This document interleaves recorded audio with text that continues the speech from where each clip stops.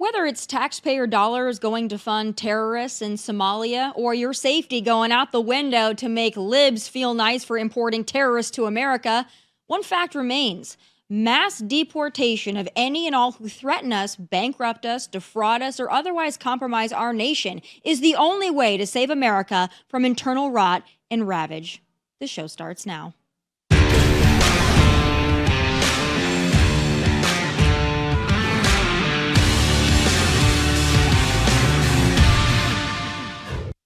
So the Afghan national who murdered at least one National Guard soldier was allowed entry into this country under the Joe Biden Autopen regime and his Operation Allies Welcome. He was supposedly vetted, though that's a crock of anyway, because even under the best of circumstances, you can't vet people from war-torn, terrorist, backward nations where they keep no valid records and whose main and perhaps only export is terrorism. And let's be honest, the Autopen regime didn't even try. The protocol after that botched withdrawal from Afghanistan was to basically load every Tom, Dick, Harry, and Mohammed onto a plane and hope for the best. The directive was to err on the side of excess. Well, excess is what we got, all right? An excess of absolute Thanks a million, or I guess I should say thanks 190,000, because that's how many they brought over here that we know of. And we know why, too. Well, the obvious reason is that the withdrawal was such an epic optic disaster, they wanted to save face by rescuing the innocent Afghans they left to contend with the Taliban. But the more sinister reality we are left to grapple with is this. Why did Biden and Democrat colleagues not just allow, not just invite, but incite the largest mass importation of people who hate us? Whether it was across the border, on a plane from Afghanistan, or through bullshit temporary protected status asylum programs, they did everything they could to ensure our nation was overrun. The question is why? Voters, demographic shakeup, the desire to destroy the nation and recreate it in their image? When they said importing the third world would make us stronger, they lied to you. When they said diversity is our strength, they lied to you. When they told you they vetted the diverse third world they brought over here, they lied to you. When your leaders import people who hate you, don't be surprised when they kill you. Close the borders, revoke the bullshit asylum, deport. The time for mass deportations was yesterday, but now we'll have to do.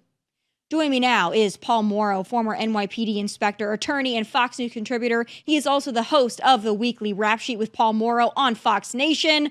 Paul, you're the perfect person to talk to. And let's start with this Afghan national. I know in your long career in the many areas that you've worked in, I know you've seen this time and time again. I know that you've raised the alarm bells that something like this would happen. And look what happened. Now the question is, what do we do from here? Right. So first of all, thank you for having me, Tommy. And it's good to see you. So I've been saying often on the air, the line I use is a line that we used in the Intelligence Bureau, which is that the further we get from 9/11, the closer we get to 9/10.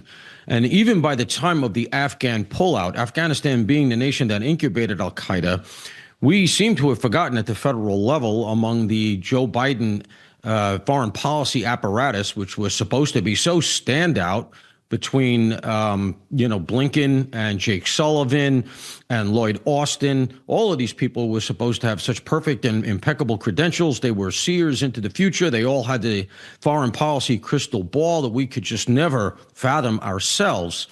And because they were so unscuffed up, so sort of unreality based, they made these sort of hopeful decisions that they could import these people without really ever understanding what we were getting into. And so that's one of the reasons, having seen that and having worked 15 years of counterterrorism, I have regularly said on the air that terrorism is not in the rearview mirror, and that we got to make sure that we keep our nose to the grindstone on this. And yet, what we continually heard from the Biden administration was that the biggest threat to the homeland was white supremacy, and that there was going to be some sort of white supremacist takeover, insurrection, et cetera. They tried to characterize J6 like that a bit. It didn't really work, especially since a couple of the leaders of it, in fact, were people of color. So that storyline didn't really take hold. But you could feel the fact that we had sort of cocooned ourselves into believing that that all was over. Everybody gets the American dream. They understand the American paradigm. We all share the same values globally, and it's all going to work out. And so now we're left with this mess, as you say. And as Trump himself said, it's a lot tougher to get them out once they're here, especially if they've been granted full asylum. They get all sorts of legal protections. There's no shortage of lawyers who want to step up for them. And so what you need is investigations, unfortunately. Look for people who have committed crimes. That's your lever to get them out if they're not full green card holders. And also, if they lied. A lot of these people will have lied on their applications. They will have fudged the truth, who they are, where they came from. The problem, again, though, is that the same difficulty in vetting them before they come in from a nation that has no central database, no mature governmental institutions. Those are the things now you can't access to see if they lied, because there's no way to go back to Afghanistan to say, well, who is this person really? It's a tribal nation. You never know who you're talking to. A second cousin once removed over there is like a husband or wife here because it's such a close-knit tribal society. And realistically, and I hate to say this, I really do hate to say this because I worked with a lot of good Afghan people, but one of the things we have to recognize is the best thing to do regarding this stuff is just to not get involved. In a lot of ways, this is a foreign policy issue. And when we get ourselves into these circumstances where we have to promise parole into America as the carrot to help us with whoever we're fighting overseas, whether it's Somalia, Afghanistan, Venezuela, we put ourselves into this position that we ingest bad guys, and it doesn't work. Yeah, it definitely doesn't work. And I guess there's also this indulgent sense that the world wants to be like us. I think that's really idealistic, that everybody wants to live this American dream, have a traditional family, worship their God peacefully. But unfortunately, that's not the case around the world. And when you have a nation that's run by jihadis, to think that you're going to be able to import 200,000 plus people and none of those people are going to be jihadis or, capable of being radicalized is a really optimistic view. I want to talk about this specific Afghan national. I don't say his name because I don't think that he deserves the glory. I just refer to him as the terrorist, most recently who killed at least one National Guard member. But there's a lot of stories coming out that this person worked with the CIA. He was somebody that was thought to be an ally, and whatever work he did for the United States in Afghanistan, I guess, is commendable. But now there's reports that, they brought him over here. He couldn't get the jobs that he wanted to get. He had PTSD. He felt isolated. He couldn't find a network here, and that drove him to be radicalized either by someone in his home country or, God, I don't know, the Democrats in this country. It's hard to tell. But I think this is also, to me, a giant red flag that you have somebody that maybe was, in some sense, vetted, worked for the United States government, but that still doesn't mean that they're going to be our ally long term. What can you tell us about the concerns that we should have not just with this particular person, but others who were even, I guess, vetted in whatever way you can vet somebody from that part of the world that decides that they no longer want to be an ally? Yeah, so let's be clear. He was primarily vetted, to work with the CIA in country, in Afghanistan. That's a very different thing from being vetted to come into America and to be a productive American citizen. So the ability for him to scout out areas of Afghanistan, rough areas, mountain areas where the CIA had to operate over there in support of an Afghan unit. We should be clear. He wasn't embedded with according to the reporting I'm reading, he was in a unit that the CIA supported. Now, I'm sure the CIA was pulling the strings, but nonetheless, he was in an Afghan unit. He operated well enough, and I'm sure it was because he understood that at the end of the day, I have the carrot of potentially becoming an American. And that is the carrot that everybody wants in these places. So we now import him based on vetting metrics that worked in a very hostile terrain.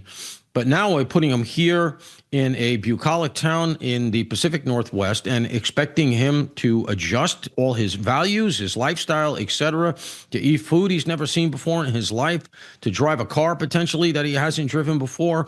And it just doesn't seem to have worked. And, look, not everybody who doesn't adjust ends up doing the horrific thing that this guy did. But I can tell you, having worked this world a lot, you end up dealing with this phenomenon. You have sometimes parents who are older, who came even previously, going back to the 70s and 80s, at a point when Afghanistan was an ally, as we were beginning to run them against UBL's network. And the bottom line was, after they end up here, even their children sometimes cannot make the adjustment, and they get themselves into trouble. And so what are you positing, really? If you're going to take them in, we say, well, then at least at the very least, not only do we have to vet them, we have to monitor them. Okay. In this case, part of the deal for him to be get asylum here was that he was supposed to be checking in regularly with the Washington State Human Services Bureau. He didn't do that. And we continually see this, Tommy, time and again. The left promises that they have it. They understand security. Everybody on the right is a racist when it comes to security. We just want to lock up any person of color. They know how to do it more maturely and more surgically. And it not only does it not work, they don't actually even do the measures that they promise. Look, for example, at this lunatic that lit the woman on fire in Chicago. No ankle bracelet, broke his curfew. I mean, I could go on and on and on about that story. Okay, not only that one, but the idea that the left doesn't follow their own protocols. And so why would we think that they would follow them in this case? And of course, they didn't. And so where do you come out?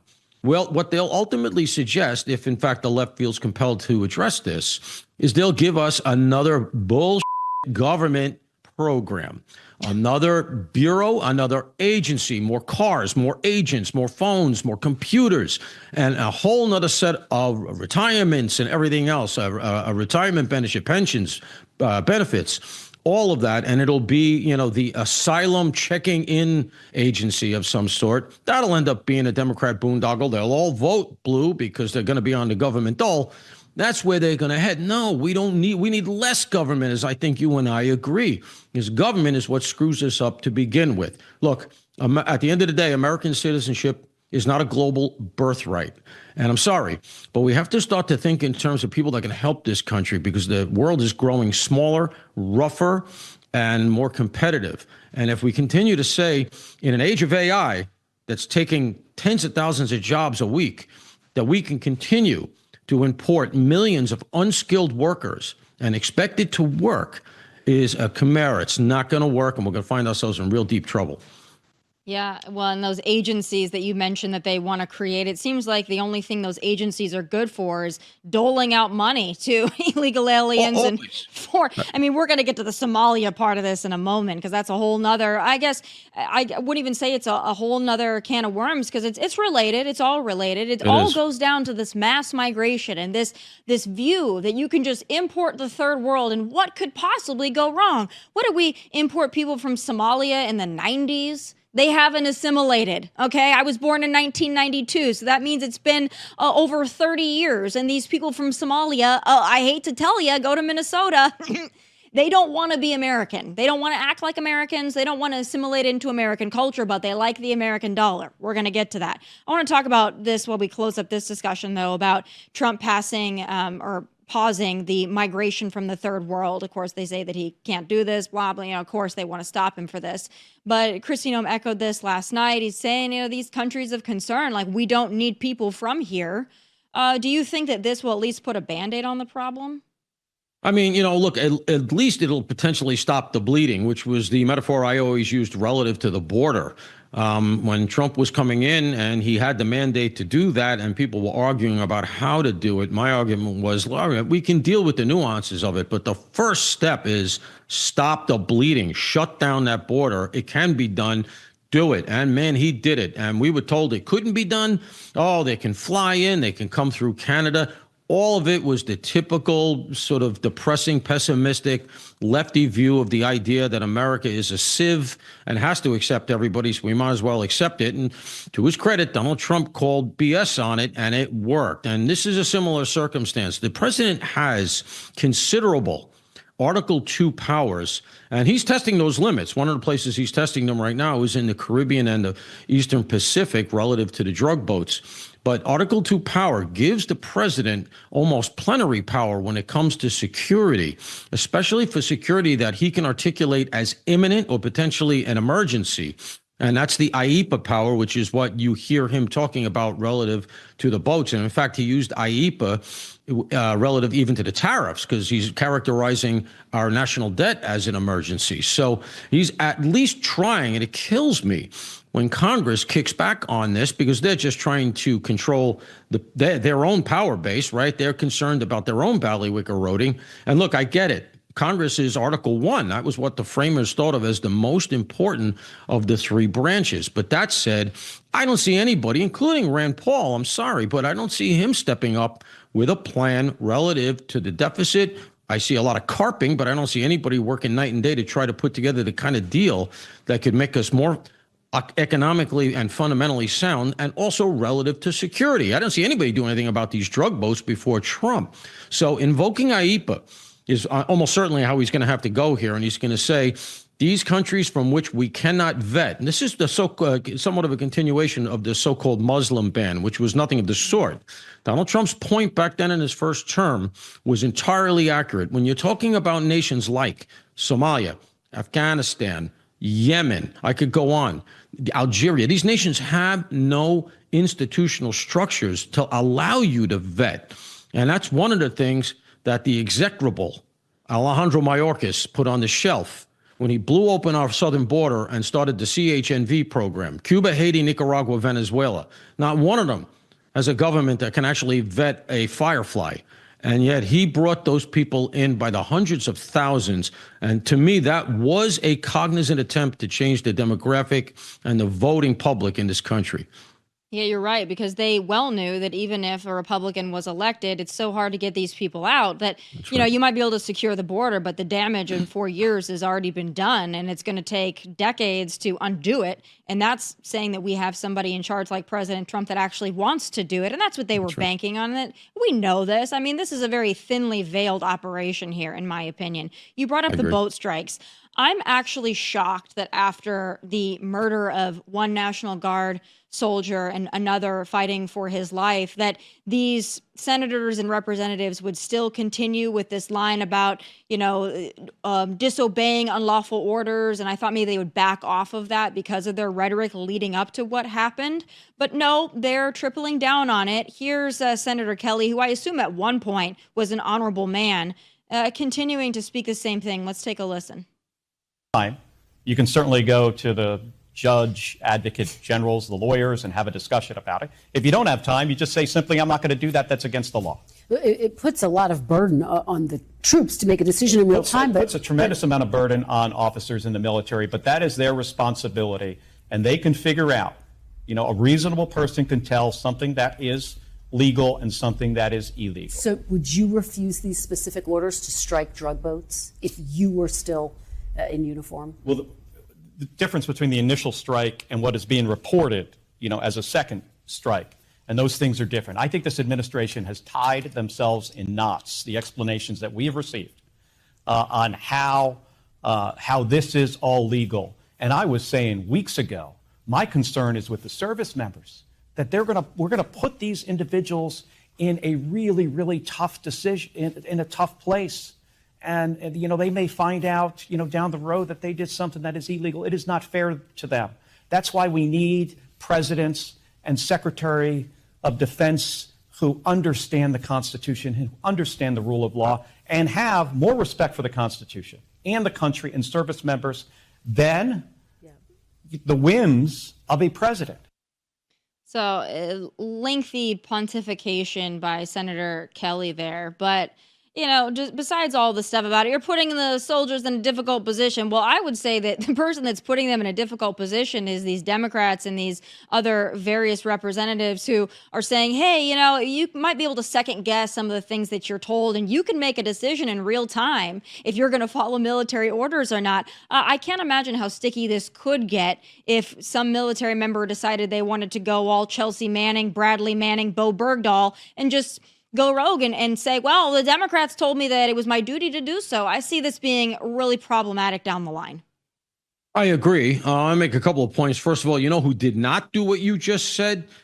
these two brave National Guards members who got shot in Washington, D.C. The federal judge had just announced that she was putting a hold on the deployment of the National Guard to D.C. because she found it to be illegal. It was likely going to go up the chain on appeal, and so she stayed that order. But if you were ever going to be somebody that was going to say, you know what, this order is illegal, I'm not going to deploy. And in fact, for top cover, I'm going to call Senator Kelly's office to get somebody to cover me as I fight this. That was the moment. None of them did it. All right. Least of all, these two brave soldiers from West Virginia. So from where I sit, the whole crew of the Sedition Six are not worth a fingernail of those two. And, you know, the real tell here is how Kelly didn't answer the question. You know, I mean, here's a guy who's supposed to be all ideologically in on this. He has decided that this is where he's drawing the line. And when, I think to his surprise, the interviewer asked him the sort of money question, okay, what would you do? All of a sudden, he becomes a politician again. And we got that word salad crap about how, well, any reasonable person can tell the difference. And, you know, I'm worried about the soldiers. I'm worried about the soldiers. Okay, thank you, Mother Teresa. We know what you're worried about. You're worried about your career, your standing, your future in politics. And the truth of the matter is, this was an operation gone bad. Their operation was as follows: put out the Sedition 6 video, which was scripted, which has all of them pulling in the same direction, which is very rare between senators and Congress people. Jesse makes this point, and he's right. Those two don't normally mix in their day-to-day. Somebody in the DNC or wherever, some public relations firm, put this thing together. That was part A. And they thought they were so clever. I'm sure they think, oh, there's a couple of intel agents there, that Slotkin was a briefer and an analyst. She never made a case in her life, right? But I'm sure she thinks she's James Bond. So they put this thing together that they're going to run this operation on the American people. We're going to put out this video. We're going to advocate for disobeying lawful orders, but we're not going to say what the unlawful orders are. We're going to be real cutesy about that. And we're going to hook everybody, and everybody's going to be saying, wait, what? Do you know something? You should give examples. And then a couple of days later, we will feed it to the Washington Post, and we have somebody, a whistleblower or some sort of a source, who's telling us that they're bombing survivors on the drug boats. Rather than just go with that story, and you can argue that story as well, but rather than go with that story, they decided to be cute and run this 1-2 punch and close the loop with the second strike on the first drug boat. Supposedly, ostensibly, allegedly, the military killed 2 survivors who were clinging to the boat. And instead, we ended up getting a disruption in the narrative because of the awful events in Washington, D.C. And so, as usual, one of the things I learned, I can tell you, Tommy, doing some very complicated operations, is that you can tell yourself you're the wizard behind the curtain. You can say, we're thinking 5 steps ahead. We're playing 3-dimensional chess. The enemy is playing checkers. You can tell yourself that, but it's not going to work. These things never work out as a clockwork orange. They never work out organically the way they're supposed to.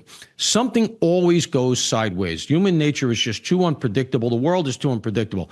You're lucky if you can plan out 1 or 2 steps ahead. We used to say the enemy, remember something, the enemy gets a vote. That's what we used to say to ourselves, to remind ourselves that you're not outsmarting the whole world. You know, you can think you're, Don Corleone behind the curtain outsmarting everybody, but it never goes perfectly. And as a result, you have stuff like this, where they thought they were going to have this nice clean win, put Trump, Hegseth, and the whole military apparatus back on their heels, and it backfired because the sympathy in the country right now is for the National Guard, for these 2 brave soldiers, and I'm going to use a very clinical and sophisticated term. It's become really icky. Mm-hmm. All right, it's just an icky optic right now that they're talking about disobey your orders when the rest of us are concerned about burying one of our best and pulling for the other one to pull through. They outsmarted themselves. Legally, they're going to likely lose this. Maybe Trump's going to have to get something through Congress. But right now, I'm going to be frank, the American people don't give a because the analogy I always use is, imagine a dirty bomb on a boat coming into Manhattan Harbor. Does the president have the right to bomb that boat before it detonates and kills 75,000 Americans without going to Congress? Well, of course he does. Under Article 2, relative to his police powers, he can do that to save American lives due to the imminence. Well, we know that fentanyl kills, and it's not an overdose, it's poisoning. They're sticking fentanyl in other drugs that the kids don't know is there. 75 to 100,000 Americans a year, more than all the terrorism attacks against America combined. That happens every year. Trump looked at that and says, it's an emergency. I'm going to bomb these boats. They're going to have their work cut out for them going against that argument. For the layperson out there like myself, and I understand the legality and the Democrats are trying to say that this is a violation of international law, it's a war crime, all this stuff, and once again trying to go after our mutual friend Pete Hegseth and everything he's doing to try to secure this country along with President Trump. But you got to explain to me in the best way that you can, and for the people out there like me who don't have expertise legally in this area or in the context that this occurred. If you're bombing a drug boat and you have the authority to do that, and you got two people that clung that you didn't kill, can you please explain to me why the Democrats and the lefties are clutching their pearls that a second strike to take out the remaining narco-terrorists? Please explain to me why that's so egregious, because I don't understand it. To me, that's common sense. That makes all the sense to me in the world. I understand that there's various details about it and involved, but people like me don't see the problem. Right. So there's a couple of things that are implicated here. First of all, as you know, only Congress can declare war. Now, we should recognize that that is a policy more than anything else. I guess you could call it a constitutional law. The problem is that it has been almost not universally, but very often ignored throughout history. The Korean War, for instance, was fought under the auspices of the UN as a quote-unquote police action. We were the only nation that was capable at that time of fielding an army of that size. And so, of course, it came down to us, as it always does. But that was how that was run. Vietnam was an authorization to use military force. That was never a declared war. Post 9/11, we had an authorization of the use of military force relative to al-Qaeda and its affiliates, which someplace along the line, without any new legislation, became extended to ISIS, which is a sort of tangential threat. But nonetheless, people looked the other way and said, yeah, all right, close enough for rock and roll. We can do it. I bring all that up because it shows you how gray this area is. And every now and then, Congress decides, no, it's supposed to be us. Don't forget about us. These are military operations. This is a war, and you got to come back to us. The problem is that you have a very similar issue as to what you had post 9/11, which is how do you declare war on an ideology? While al-Qaeda was constituted primarily in Afghanistan, it also had affiliates all over the Middle East and North Africa. And so declaring war on al-Qaeda, it's not a nation. So what do? And that's when they came up with the authorization of use of military force. And it's a similar circumstance here. What Congress wants, I believe, is an authorization of the use of military force against the cartels and against people running drugs into the country. The problem is that we probably couldn't get it because there will be far left progressives, including probably this guy Kelly, who really seems to have lost the narrative, who will impede that. If I thought that Donald Trump could get a good, fulsome, muscular authorization to use military force through Congress and the Senate, in order to allow him with some legal cover to do the kind of stuff he's doing, I would be all for it. I would say, freeze right now and go get that thing and do it in a week so that we don't jerk around too much and then get back to doing what you're doing. So they don't want that, and they're going to throw every impediment up at him that they can, including arguments like, these boats don't have enough fuel to reach America. So you know what? You shouldn't be bombing them. They're not an imminent threat, which of course ignores the fact that the drugs are getting here somehow, and nobody can argue that. And of course, there are transshipment points, and that's what's going on. Then they all want to see the intel. How do you know that these are drug boats? Well, the fact that they're loaded down, according to the satellites, with bags of drugs that you can see, and there's no fishing poles, which they're claiming they're fishing boats, by the way, which is also bullshit. It just shows you they're going to throw every impediment. And if you can bomb the first boat, okay, and the two guys are left, the argument on the Trump side of things is they're going to be rescued by their fellows. And we're just going to have to deal with them another day. The left invokes laws of war relative to rescuing survivors. Now, that is something that could be adjudicated in a court of military law if it went that far. But the bottom line is what they really are griping about is that they feel that Trump is riding herd over what they consider to be their power. And of course, they just want to throw sand in his gears no matter how they can. Well, and also, Paul, I guess I'm left with no other conclusion other than they want these drugs to get to America. I don't think that that's a stretch, given they opened the border so that we could have drug cartels and traffickers and human traffickers and sex traffickers and God knows who else coming across our southern border. They don't want to stop the drugs in the ocean. Okay, they want them to continue on in their mission. So again, they want to be anti-Trump, but I think they also, quite frankly, don't really care about the ramifications of all that. If they did, I don't think they would have allowed 4 years of the absolute shit that we saw under Joe. But this is just, to me, optically and strategically so stupid for Democrats. I mean, you're arguing, get the National Guard out of our cities. We want them to be more dangerous. Let the criminals out. We want to give them 35th chance, number 105 for this guy. And everything that they're arguing against in the Trump administration is common sense stuff that most people can agree upon. They're not that smart. They're TDS afflicted, obviously. I want to talk about the Somali stuff because I saw you tweeting some stuff about it.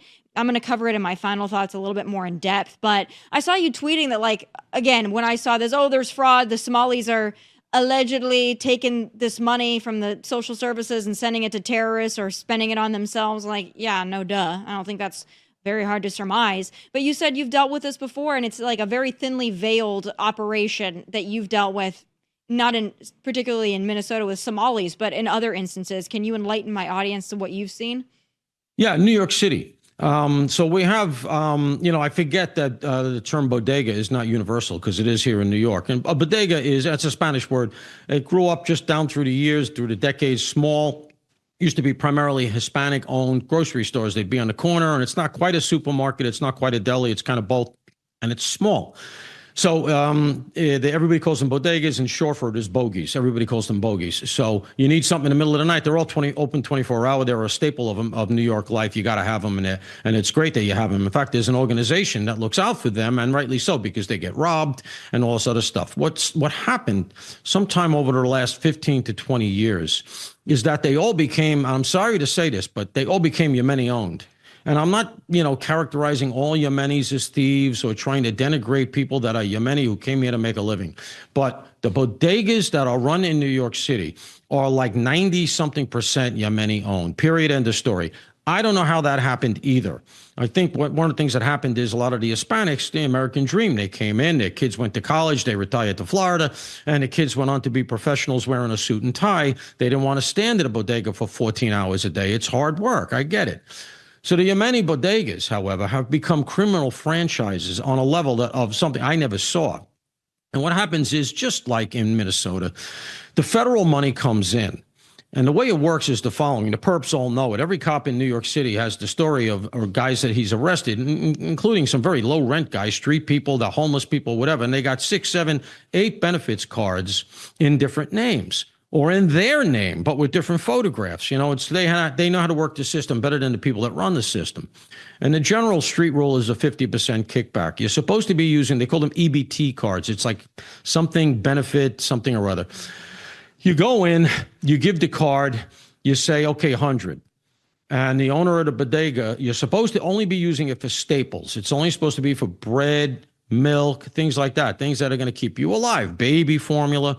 The general rule is that you give the card, you get back 50%.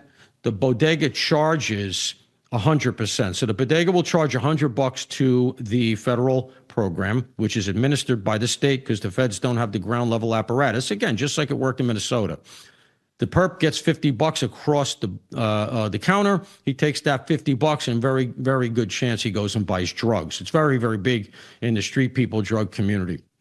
The bodega owner pockets the $50 and none of it, no goods get transferred. Now, what's really insidious is that the way it's done is that there is a recap system.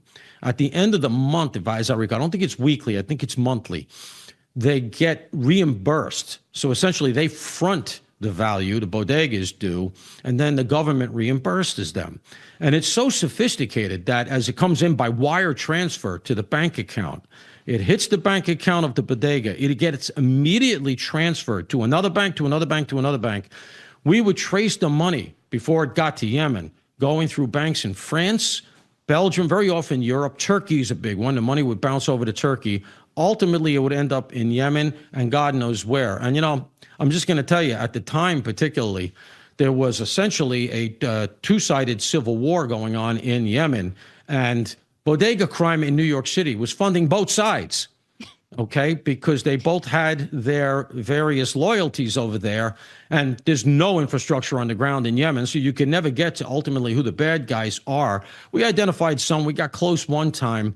That's a whole nother, sort of story, a whole nother podcast. But the bottom line is, it just was not something that was sexy enough to get any of the prosecutors interested in. It used to make me crazy because we were doing counterterrorism at the time. I had good people that could penetrate this stuff, but nobody wanted to make that case. It's not an index crime that shows up in the crime numbers. Everybody kind of looked the other way. And the reason they looked the other way is the same reason that the Waltz apparatus in Minnesota looked the other way. It's federal money. They're happy to steal federal money for the benefit of their own state. In Somalia for votes. Here, just to keep the Yemenis quiet, because if you said anything about it, oh, you're coming down. They actually formed the Yemeni Bodega Association to try to push back on this and to say that people were targeting Yemeni bodegas. And it was very hard to flip them because they would bring people in from Yemen to work for a month. And then as soon as you started to get your fingernails into the scheme, they would send them back. And they'd never be identified. They're sleeping 8 of them to a room in the back. Even a dirty mattress in the back of a bodega is better than living in Yemen. And so it became very hard to interdict. And at the end of the day, and the stuff they do, it's not just the benefits fraud. They run counterfeit cigarettes. They do, in some cases, drug. They run the synthetic drugs, the K2. They sell it to kids. They're really criminal franchises. And then when New York State predictably blew the legal marijuana rollout, overnight, we had something like 1,200 illegal marijuana shops. And everybody was like, how the hell did they do it so fast? They were all the Yemenis. It was all the Yemeni guys brought in their brothers and said, hey, you can sell weed here. And these idiots didn't put in any way to track it or enforce against it. I got a guy that brings the weed in from the Pacific Northwest. He's a good brother. And all of a sudden, overnight, our governor, Kathy Hochul, who nobody has been more asleep at the switch than this person, all of a sudden she's like, well, we have 6 that are legal and we're working on getting it to double figures. There were over 1,000, well over 1,000 that they could count, which means my understanding is about 1,200 across the 5 boroughs. They were all illegal, selling God knows what, synthetics, illegal drugs, doing EBT fraud. It has to be in the billions, and I can guarantee you it's still going on. Of course it's still going on. And I think what this all comes down to, whether it's walls in Minnesota or what's going on in New York, first of all, God knows how many other states. I'm sure all of them to some degree. California. Yeah, of course, California. But all of these states, I'm sure to some extent, have this fraud going on. A lot of it by illegals or foreign nationals. And again, it's because liberals don't want to look mean and they don't want to look racist. So they turn the other cheek and they say, oh, just whatever. If you're defrauding the American taxpayer, but then on the other side of their mouth, out the other side of their slimy mouths, Paul, they'll say the affordability crisis. We need Medicaid money. We need all this money for all these other things and all these other services, but that they don't care that the American taxpayer is being defrauded billions of dollars going to God knows what, people who should not be here and to foreign countries, but yet there's an affordability crisis. So that's why I go back to my original point. The only way to get us out of this mess, mass deportations and close the border. Because otherwise, where there's mechanisms in place to detect fraud and to do whatever and to have check-ins and all this, but if nobody's going to enforce it because they don't want to seem mean, then that's not a solution either. More oversight. The oversight never seems to come. So you just got to get them out. It never does. It never comes, and and the oversight turns into a corrupt mechanism itself. Yeah. God, it feels like just an endless hole of crap. Last thing I want to talk to you about, we got a special election here in Tennessee today. All the cameras are on the ground. They're ready to cover this race. We've got Afton Bain. She's a psycho-radical lib. They call her the AOC of Tennessee. She might actually be worse because she's born and bred in Tennessee and she has these ideas. But she's not dissimilar to Mamdani, actually, who in 2020 and thereafter put out all these tweets about abolish the police, defund the police, a world without police, all this stuff. She's been asked about it repeatedly. She won't really denounce it. She just says, well, she was a private citizen, so apparently we're not allowed to ask her about it. Yeah. But, what do you think the implications are? I don't think she's going to win, by the way, but if she does well in this deep, deep red, very Trump district here in my state of Tennessee, what do you think that means for the Republican Party moving into next year? I mean, look, very clearly the ambition, the money, the energy is among the younger Dems. That's no secret at this point. We're seeing it. We saw it here with Mamdani. We've seen it with AOC, and it just doesn't seem to have bottomed out yet, but it's going to bottom out. As you and I both know, there's no place on earth that socialism has not devolved into a brutal dictatorship. We see it now with Maduro, and it's one of the things I think that Trump is trying to do is end that kind of stuff in our hemisphere, and he's having some success. I think Trump is actually trying to bring Cuba back into the community of nations. And I think he'd like to go down in history relative to that, Venezuela and Cuba being very, very adjacent in terms of ideology and their relations and so on. And so Trump is, I think, looking at that sort of historical vector and looking to undo it. And at the same time, you have a tremendously naive younger generation, Gen Z, and of course, older people look, you're Gen Z. But for me, I look back at it and I say, well, the education system failed. Yeah. They've never heard about Cuba, Venezuela, where they're eating the zoo animals. Cuba right now is in a position it's never been worse since the Castro Revolution. They're out of water. They have regular electricity blackouts. There's no communications. There's no infrastructure. The place is utterly falling apart. Venezuela, they are tweeting out in hopes of gaining some propaganda, images of people eating supposedly at these bountiful tables. The food is plastic. And you can literally see that. That's how amateur it is, all right? It's bouncing around on TikTok. So these are the kind of things that Gen Z, who are now coming into being a big voting bloc, and even maybe a little older. Right now, Gen X outnumbers the baby boomers, who are starting to fade. And they didn't get the education to understand this doesn't work. And what's going to happen, unfortunately, is it's got to bottom out. They're going to have to learn. And that's one of the reasons why, it's not a blessing that Mamdani won. Of course not, because New York City is going to suffer. And I live here. And I know they're going to gaslight it. No matter how bad it gets, the Times is going to tell us it's great. The bottom line is we have to make sure they don't do that. We have to show that, okay, Efton Bain got close, but she didn't win, or God forbid she does win. You got to show, you got to keep the pressure on. It's why what you do is so important as a young woman, especially as a young woman, because as we all know, women are the strongest demographic for the Democrats. It's why it's so important to get the word out there to say, no, you have been lied to. It doesn't work. And as they're telling you, Mamdani is great. Newsom is great. California, nothing to see here. Everything is fine. Fire that burnt down the Palisades never happened. It's Trump's fault. Oh, not one house built? Don't worry about it. As that kind of crap gets thrown at us, we got to call BS so people realize, wow, we were wrong. These people don't have the solutions. Let's go back to first principles. And the thing, just to close the loop, that I think ties everything we talked about together for today, is the fact that women are who suffer. Mm-hmm. The first principles of any nation is safety. That's why people form nations. You build the wall, going back to biblical times, to keep the barbarians from the gate, because you want to make sure that the strong don't override the weak. And we've had it so good in the West that we've decided to punt on that. And I'm going to use New York City as the example. Who gets spit on, attacked, thrown in front of subway cars, randomly punched on the street? Women. Who gets lit on fire? Women. It's 95% of the time. But because of the bull that we get thrown at us by the media, nobody's supposed to notice. Everybody move on. There's nothing to see here. You don't hear any reporting about it because they're terrified of being called racist. And it goes right back to this thing that we saw the other day. There's the shooting in California. 3 kids dead. 3 kids dead, and another one wounded. The perps unapprehended. You're not hearing anything about that. If that had been a white guy with a MAGA hat, it would be international news. And it comes down to the fact that they just will not cross that line, and they're happy to let women and Americans in general suffer for it. Yeah, you're exactly right about that. Oh, I wish we had a more optimistic outlook. The good news is right now, at least we've got some mass deportations And at least we've got somebody in the White House who gets it. We won't have that forever, but at least for now, we have a little bit of cover. Paul, thank America you. will win. I got to say, just to end it, America will win because we have the best system. And at the end of the day, people on some chromosomal level recognize that. I'm hopeful. We're complaining and we're elucidating all the problems, and that's important. And your role is vital. But people will wake up when the chips are down. I have faith. Well, I have faith as well, but we also have to have a healthy dose of reality. Thank you so much for taking all this time with me. I always love to pick your brain and get your insight, and I hope to see you in New York soon. Thank you, Tomi. Always appreciate it. Thank you, Tomi. Thanks, Paul. All right, folks, I don't like the R word because I respect those with special needs, but I do not respect Tim Walz, who was a sleazy loser and at the very least a traitor. It's time for final thoughts.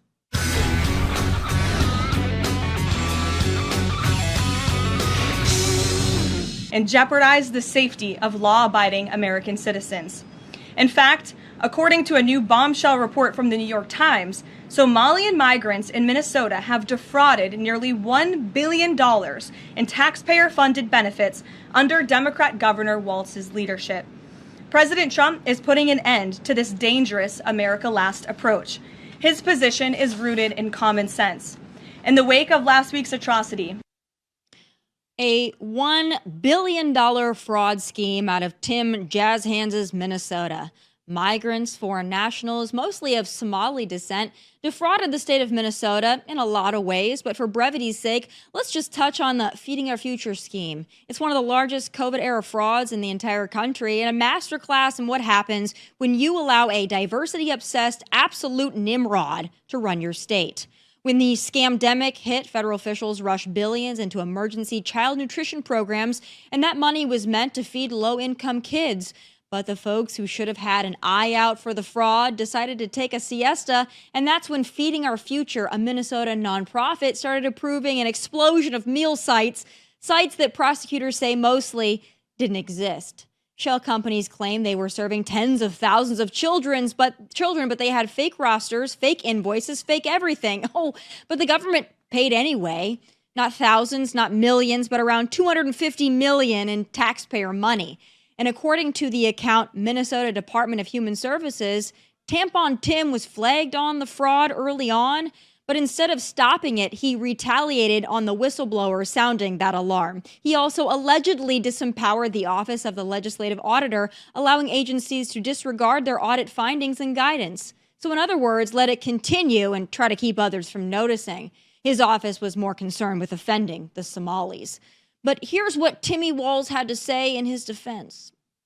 Dozens of people of East African descent have been charged, convicted, and sentenced for stealing more than $1 billion in taxpayer money from government programs during COVID.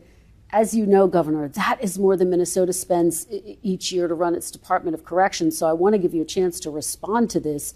Do you take responsibility for failing to stop this fraud in your state? Well, certainly I take responsibility for putting people in jail. Governors don't get to just talk theoretically. We have to solve problems. And I will note, it's not just Somalis. Minnesota is a generous state. Minnesota is a prosperous state, a well-run state. We're AAA bond rated, but that attracts criminals. Those people are going to jail. We're doing everything we can. But to demonize an entire community on the actions of a few, it's lazy. A few. Well, you're damn right scammers and fraudsters are attracted to your state, Timmy, but not because it's run so well, because it's run so poorly, and they know you'll look the other way, probably on purpose. You and the rest of the Democrats who run Somali Soda have sold out the state to the third world so you can feel good about your diversity and your coexist bumper stickers. What an absolute joke. The people of Minnesota should be enraged over this. It's not just fraud, it's treason. You know, we often view third world countries like Somalia as backward, but they're apparently much smarter than Democrats. Or perhaps they've just found an entire party of co-conspirators.